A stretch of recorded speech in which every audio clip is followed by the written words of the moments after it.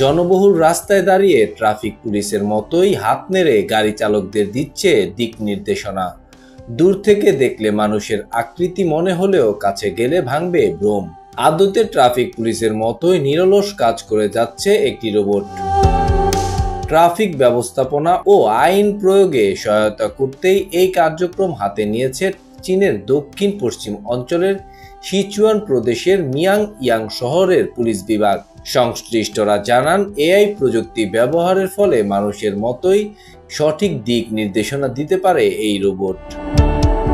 এদিকে সঠিকভাবে ট্রাফিক কার্যক্রম পরিচালনায় এরই মধ্যে জনগণের মাঝেও বেশ জনপ্রিয় হয়ে উঠেছে রোবট অফিসার। কাজ সামলানোর পাশাপাশি খুদে ভক্তদের সঙ্গে ছবি তুলে বিনোদনও দিচ্ছে এই রোবট।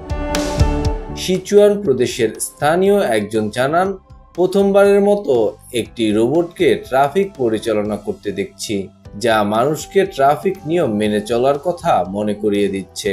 সত্যি এটি একটি ভালো উদ্যোগ।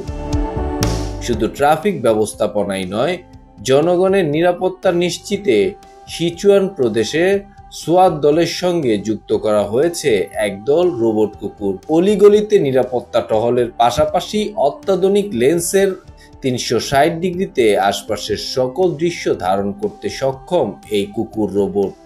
একই সঙ্গে তাৎক্ষণিক বিপদে ব্যবস্থা নিতেও পারদর্শী এই কুকুর রোবট। চীনের সিচুয়ান প্রদেশে প্রতিদিন স্থায়ী সময় সকাল 8টা থেকে বিকাল 5টা পর্যন্ত ট্রাফিক কার্যক্রম পরিচালনা করছে রোবট অফিসার।